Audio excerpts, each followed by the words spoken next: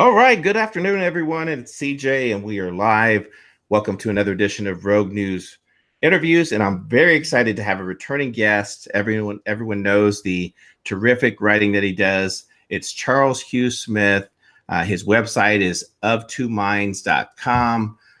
Wonderful writings. His articles have been picked up by almost every, Zero Hedge. You can find his work, and just really thankful to be able to network with Charles. He brings so much to the table. So, Charles, how are you, sir? Great, and thank you for the invitation to join the program. Yeah, absolutely. One of the interesting things, Charles, we were talking a little bit before we jumped on, is talking about this wonderful bull market, the stock market that is doing so great. It's real earnings, it's real numbers. What are your thoughts? Yeah, well, it's something that I will first readily confess that when the whole thing started in 2009 and then was running through the various like Greek crisis in 2010 and 11 and then China slowdown in 2014 and 15. I mean, I honestly thought that it would stumble well before a 10-year marker.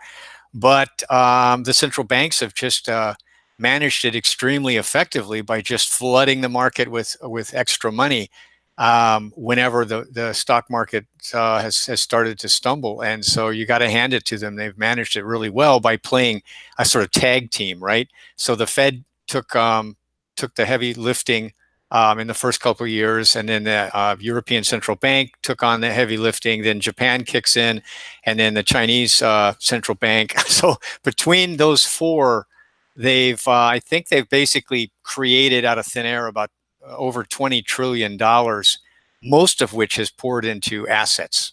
And that's why, we've seen the U.S. stock market, more than triple, while so-called real-world inflation has supposedly stayed muted because the money's not going into regular people's hands. It's going into financiers' hands. And they already have yachts and private jets and all that. So they just buy assets. That's what's so odd is that when you take a look at how well supposedly the economy, the stock market's doing, but then you take a look at some of the trends. You take a look at some of the retailers that have closed the last couple of years. You take a look at the massive recent reporting in terms of consumer debt. You take a look at the Fed and how now they're trying to scale back a little as far as being so aggressive with raising rates and everything. Charles, it doesn't add up. It simply does not add up, and the danger is that candidate-elect Trump at that time, who would call out Obama during those years with the economy and the rigged numbers and it's fake, is that now as president he has no choice but to champion those same numbers, and we know why, Charles. He can't be out there and putting fear in the markets. You see what a simple tweet will do, right? It'll send a stock in absolute disarray with one tweet. Imagine if he came out and was honest about something. Right. That's where we get the sort of media control and this sort of inquisition that's turned on anybody that questions the status quo, which is interesting because I was just reading. I'm reading a sort of a history, an economic history of why some nations succeed and why some fail. And the author is describing how Spain, at the height of its glory from all the gold and silver wealth that it acquired from its New World conquests in the 15 and 1600s, they embraced the Catholic Church's Inquisition at that time, which basically shut down any dissent or any kind of new ideas, including scientific ideas. And so that's why Spain fell behind. Even though they had the greatest amount of gold and silver, the wealth was there, they didn't have the social and scientific foundation that you need for innovation. And of course, the key there is dissent. There has to be a variety of opinion. And if you squelch that or suppress that, and so there's no dissent allowed, you go downhill really fast. And that's where I feel like in some ways the United States is like that already. I agree, and it's tough to understand in terms of Trump's trade policy and the tariffs, and it's not isolated. It's occurring globally now. And one, there's different theories out there. There's the information out there saying regarding China and how they devalue their currency. All the rhetoric that's being passed around, and then you have the mainstream media chiming in right behind it and touting these great economic numbers, how everything's going so great. But in reality, we continue to see this massive debt bubble, this massive global debt bubble that cannot continue. Charles, what are your takes on Trump's tariffs? Do you think there's any method to his madness? What are your thoughts?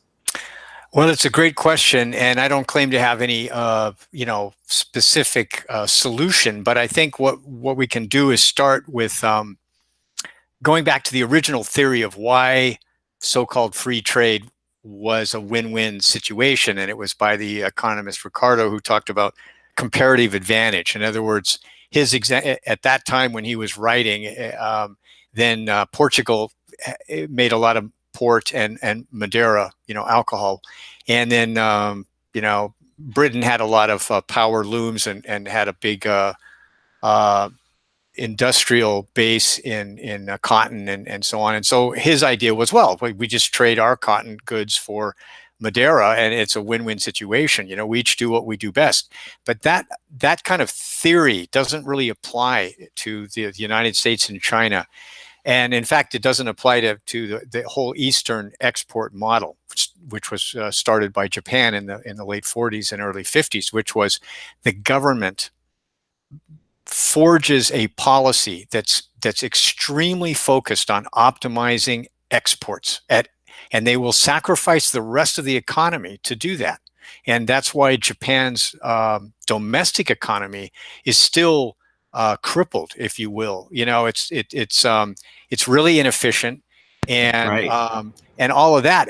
But that's the trade-off. The government said, let's optimize for exports, and so it's not really a comparative advantage when the entire national government of a country is aiming to make it to support exports at any cost. And the Chinese have done the same thing, because everyone looked at Japan's tremendous success. And so that's the same model that South Korea and China and everybody else uses. So the basic theory of why free trade works really breaks down. It's not really valid anymore. And so what I see is happening is whether you agree with Trump's policy or not, it seems to me that that what's being attempted is to rebalance unfree trade.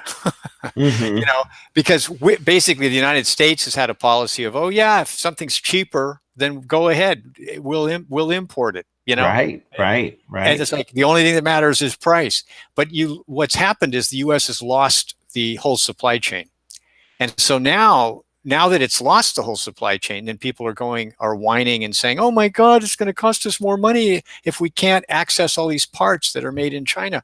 And it's all like, well, that's the cost of just looking at price only and not thinking about your national interest in the same way that East Asian countries do. That's my kind of hit. So if you want to encourage a return of the supply chain, or a diverse supply chain where at least some of it's U.S. based, then you're going to have to basically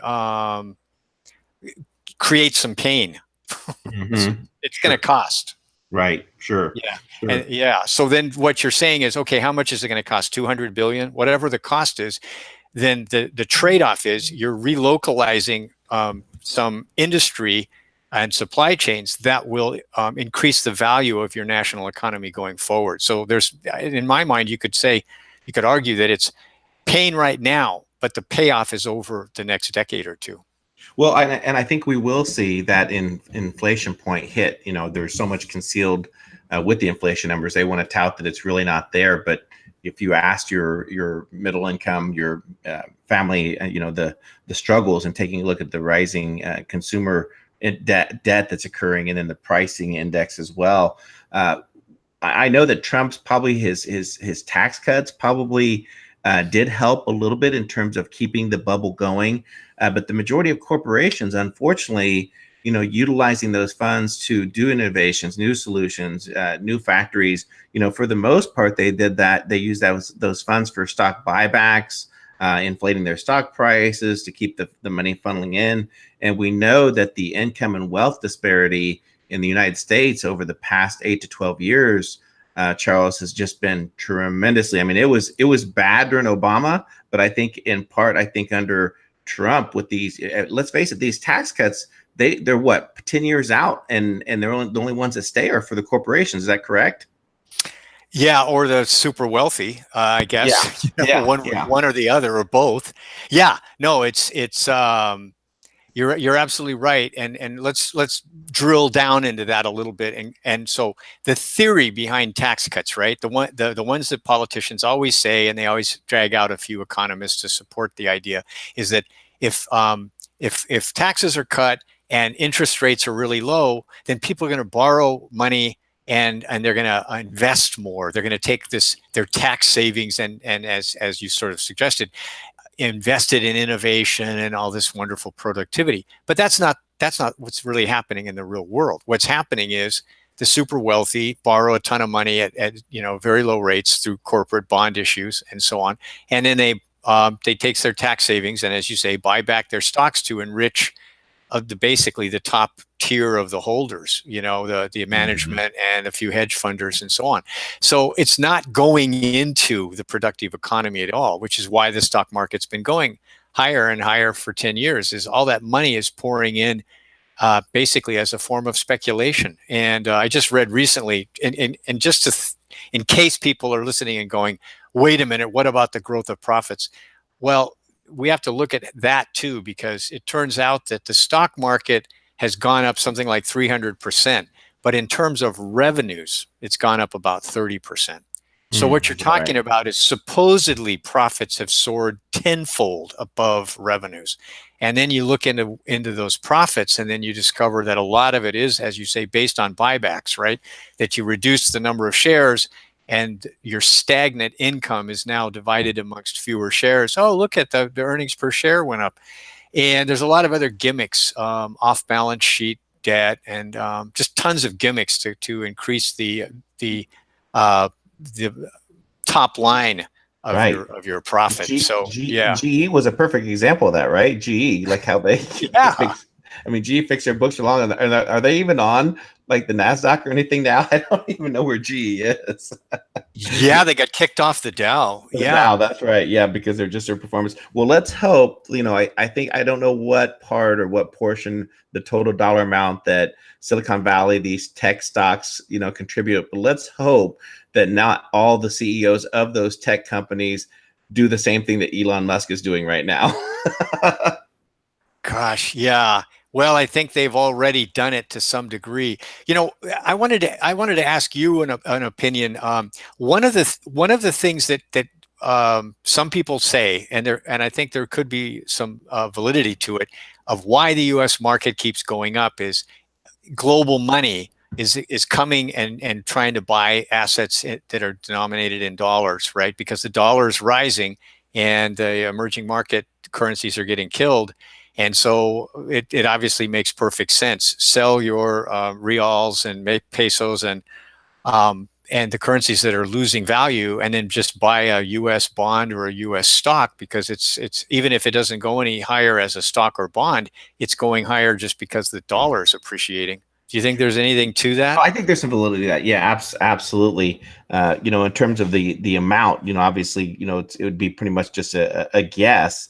But I think that some people are looking at it for some reason as a safe haven, as the dollar, not understanding some of the systematic things that have been in place. I think the emerging markets are the ones that's really getting hit significantly hard right now. But there's new systems in place to buy back the dollar now. One asked regarding the bonds and the treasuries, and I've been told that China, in fact, is using U.S. dollars to invest in other countries and doing some of these projects with the One Belt, One Road, potentially using U.S. treasuries instead of cashing them in, using them as some form of value. So therefore, they're using those in part to help prop up and do other projects, initiatives. So I don't know whether that's true or not. but definitely in terms of the stock buybacks, it's kind of interesting to see that whenever there is a major, whenever Russia announces, hey, we're dumping all U.S. holdings and so forth, that we see those magically bought up somehow every time, Charles. Right. Yeah, I wonder why. Um, yeah, and I wanted to go back to a topic that you mentioned about inflation, and we all know it's real. And but one of the things I think is interesting or worth discussing is how it's stratified. And that's part of the dynamic that's playing out in our entire economy is that the stratification is getting more extreme. Like the average CEO used to make, I don't know, whatever it was, 25 times the workers' pay, and now it's 117 or 117,000 or whatever. But it's also, there's a huge stratification in who's exposed to inflation.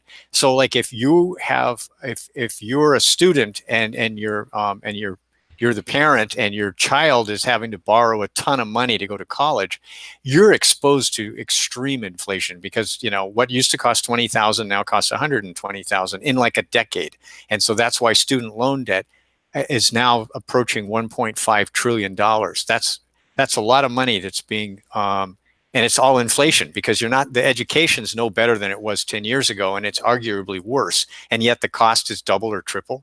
So that's Right. classic.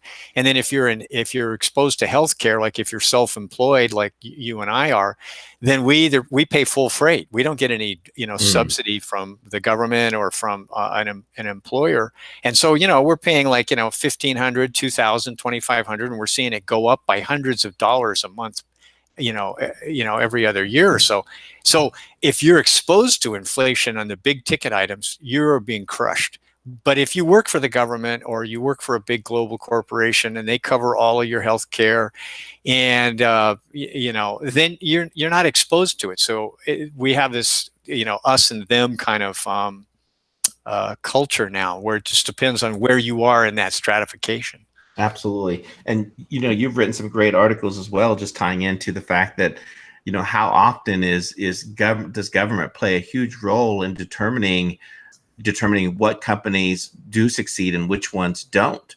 We see that in tax credits so many times. We see that in the banks and their lending, determining who gets the money, who gets the lending, and unfortunately, sometimes it's the government that decides and pick and chooses who the winners are in this economy.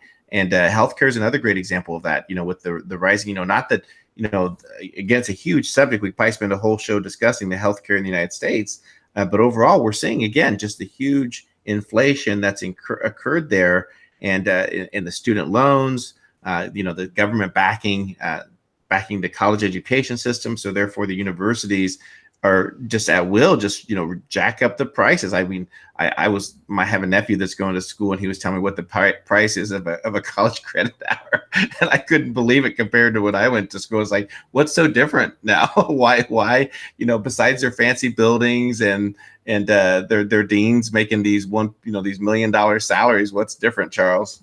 Right. And let's tie that into something you mentioned before, which is this the incredible rise in consumer debt, not just the federal deficit, or corporate debt, but it's household debt's gone up a lot too.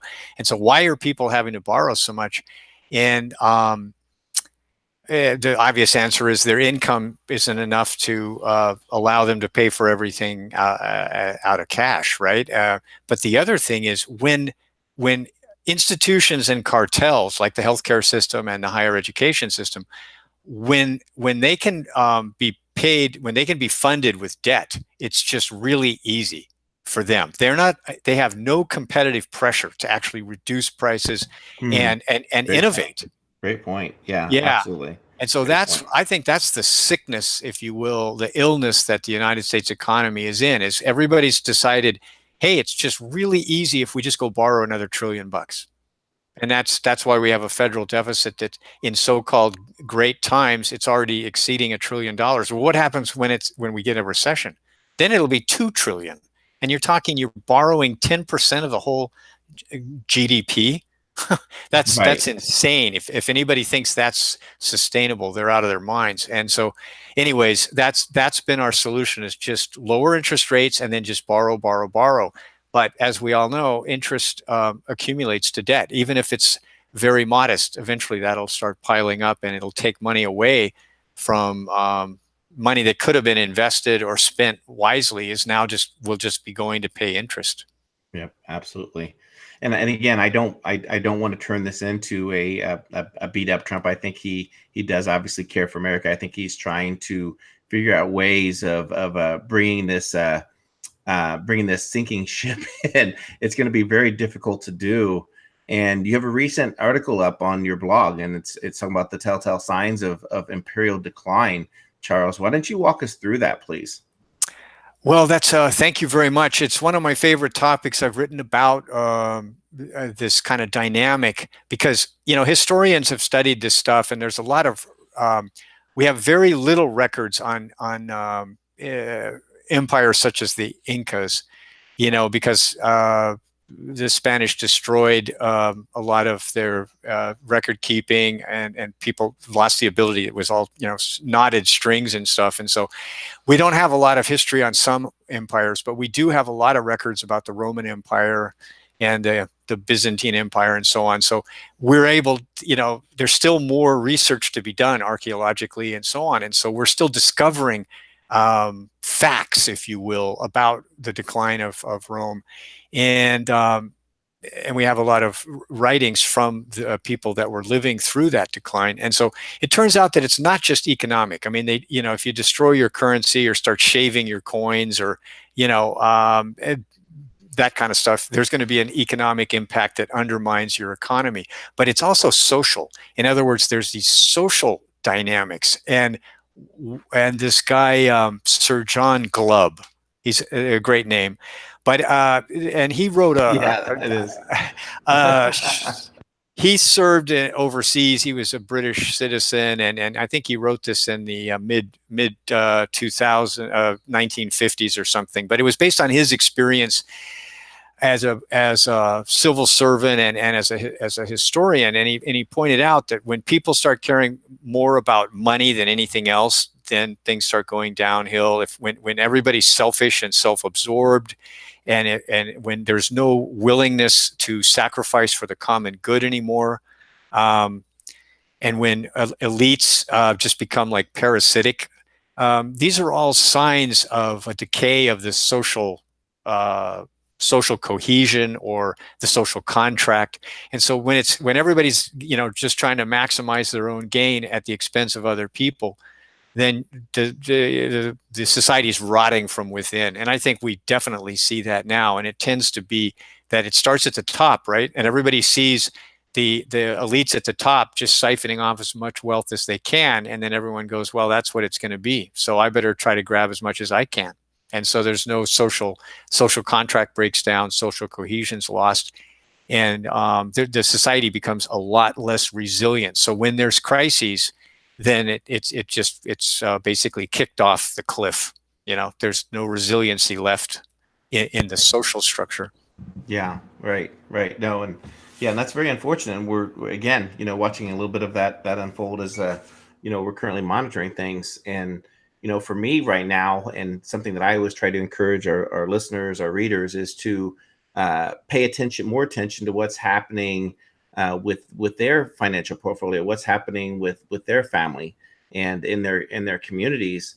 And I'm going somewhere with this because unfortunately, with the political chaos, the political environment, which I'm quickly losing any type of interest in, just because it's so much rhetoric, so much fear mongering due to the media and everything else. You also wrote a great article just kind of detailing that out in terms of social media's play into to politics, and in fact that if you're planning on surviving the next political election, for your mental health intact, you may want to turn off the news, Charles. Yeah, turn off the news and social media, and then turn it back on to watch football around Thanksgiving. I agree. I in kind of to feed into our discussion here about how finance really has just benefited the few at the top of the wealth power pyramid, and it's not benefited everyone, the bottom 95%. There's an economist named Adam Tooze, Tooze, who just came out with a big 700-page book called Crash, I think, Oh, or wow. Crashing. Okay. And so, and he basically lays out that the governments around the world, but especially Britain and the United States, they had allowed the private banking sector to just get completely out of control, right? That Deutsche Bank was its balance sheet was larger than the GDPs of most economies. You know, I mean, these entities had become not just rapacious and parasitic, but they'd become too big, right? And so, Mm-hmm. Yep. so the governments responded in kind of like an ignorant panic, and they just, they created all this money and bailed all these big banks out, right? That was the whole story in about 2008, and that's what this book is about. And so the little excerpts I've read suggest that it wasn't like well planned. In other words, they just took all of our money, if you will. you know, they gave trillions in guarantees and supports and credit lines to save these parasitic and predatory banks. And so we're still living with the consequences of that because we're still on the hook for that. And so the banks have supposedly recovered and everything's wonderful, but actually the imbalances in our economy have only gotten worse. Yeah, absolutely. Absolutely. I'll have to, what was the name of the book that you said it was I, Crash? I think it was called Crash. It has a long subtitle like every book now, but I think it's called Crash. Yeah. Yeah. This current state of the economy and where we are with everything, I'm not, there's times, and I can't remember who was. I think it was maybe Dave over at X22 came up with this. This thought was that that maybe we're not supposed to be at this point. Maybe at this point, with a different administration, maybe we would be seeing war in the Middle East. Syria or Iran. Maybe there was something else planned that they could, because you can imagine that when this house of cards comes down, Charles, they're going to have to quickly look for something to blame. They're going to need to pinpoint this on something to say, hey, look the other way. This wasn't the government's fault. This wasn't the central bank's fault. There was a war, and that's why there's a decline in the economy. And that's what kind of keeps me awake at night, is that, what's next? What are they planning? And with the massive amount of censoring and shutting down YouTube channels, closing people off of Twitter, really trying very hard to control the narrative, the information. That's something to keep our eye on. That's something to be alert about and to pay attention what's happening, Charles. No, absolutely, CJ. I mean, it's sort of like we can ask, what are they so afraid of? What are they so afraid that people might find out? Because they're obviously extremely afraid. Otherwise, they wouldn't be pursuing this sort of inquisition of dissent or even skeptical inquiry. So, yeah, very hard to plan around this kind of stuff. That's for sure. Yeah, absolutely. Absolutely. Charles, any closing thoughts? And then please also share with our listeners how they can learn more about your work, and then also your social handles, please. Yeah, feel free to visit me at of2minds.com. There's samples of free samples of my latest book, Money and Work Unchained, a bunch of archives, all for free. And there's links to my Facebook and YouTube and Patreon page there on my site. Excellent. Very good. Charles, thank you so much for another great interview. We will see you back, I guess, next month. But thank you for your time today. Really appreciate it. Hey, it was my pleasure, CJ. Thank you so much. Okay. For our fans, thank you so much for tuning in. Please like, share, subscribe. Make sure to go to roguenews.com. Check us out there as well. So thank you for tuning in. This is CJ and Charles, and we're over and out. Take care, everyone.